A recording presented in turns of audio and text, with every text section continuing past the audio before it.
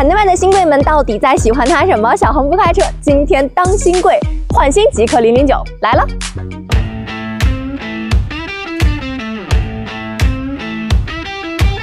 你要問我它到底什麼實力？一句話總結，它一上市，埃爾法都不加價了，產品力怎麼樣？市場會告訴你。那這一次換新極氪009会給我們帶來什麼樣的驚喜呢？燈算是被它玩明白了，前格栅智慧交互燈組，還新增了一個直瀑大燈，整個前臉的燈組現在非常的豐富，而且我非常喜歡它的日行燈，太漂亮了，裡面像一顆一顆鑽石一樣。這次還新增了小藍燈，新增高定顏色曜石金和星球灰。不過我覺得我的暗葉紫也很有韻味，被车友稱之為發财轮毂的造型也來了，這誰能不愛呀？尺寸提供19和20可選，我更加推荐19的。一是因为轮毂不用盲目的追求大，在19寸的狀態下呢，整個車側已經很協調了，而且50的扁平比車內的乘客坐起來也更加的舒服。極氪009和其他 MPV 非常大的一個區別就是開它不像司機。那各位願意親自駕駛的老闆，來看看您的駕駛位升級了什麼？更方便操控的懷檔來了，所以這塊的空間就騰出來了。您和您愛人的手機都有地方可以充電了，而且兩個都是50瓦喲。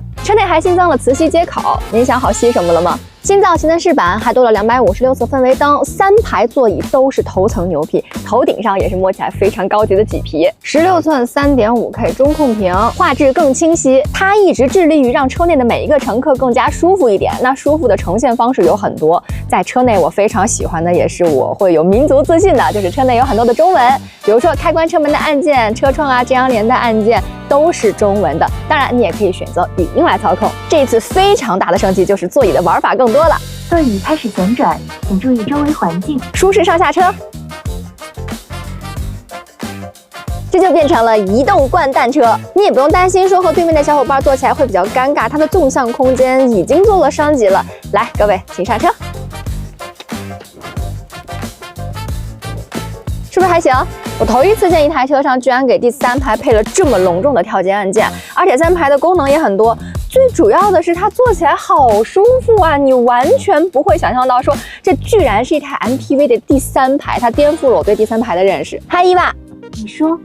打開零重力座椅，打開了。這次它還新升級了零重力座椅，它的零重力座椅讓我覺得非常舒服的點在於啊，不僅是它有140度的躺倒，還有20度的抬起，它的腿托呢幾乎是90度的，而且還有腳踏的配合。雖然說大家都有零重力座椅，但是它真的有在思考怎麼樣能讓車上的人更加舒服一點，兩側的扶手也能給躺在這裡的乘客更多的安全感。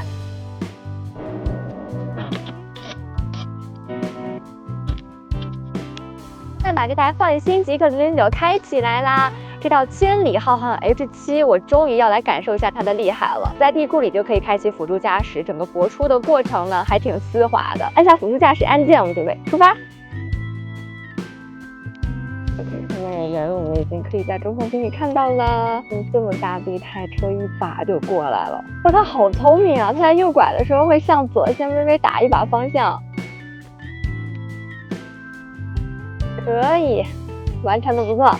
這台極氪009，它帶給我的感覺還是挺激進的，包括每一次提速，甚至說在城市會限速的路段，它也會保持在一個頂着限速走的狀態。所以對於通勤黨來說，應該是一個很好的福音。我們這一路並線，它非常的氣定神閒，它能在匯入主路之後，很快的把速度給提到合適的範圍區間，每一次都能找得到最好的時機。它不會像其他的輔助駕駛一樣啊，莫名其妙就把車直接給匯入到最左側車道了。在它這裡還是有一個最優的判斷，並且來給我們選出一條最快的路線。所以它開始來了一個主動定線，非常的穩。假設說啊，你現在是車內的乘客，你閉上眼睛不看路面的話，你根本感覺不到它是在並線，因為這台車實在是太穩了。這套輔助駕駛給我的感受就是非常的成熟和激進，在城區裡邊的通勤效率還是挺高的，而且在處理危機情況的時候也不慌亂。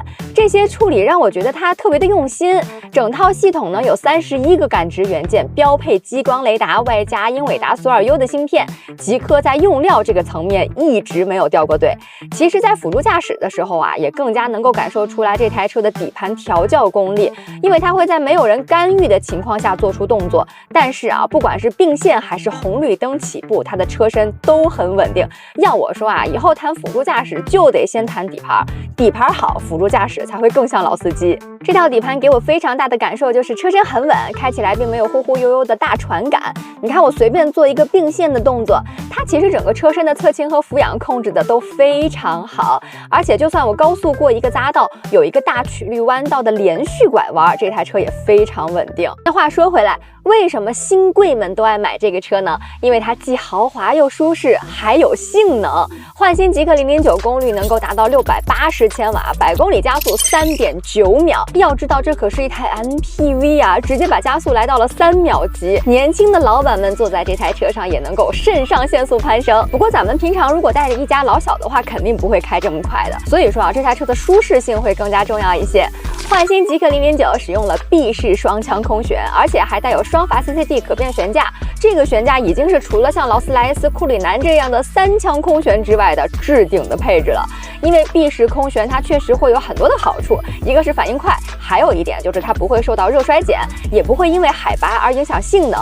雙腔雙閥空懸就可以保證它既有舒適性，又能很運動，可以調節剛度和高度，所以咱們這台車的寬容度就很高，又能在自己開這台車的時候來享受運動的駕駛，也能在帶着一家老小的時候舒舒服服的行駛在高速上。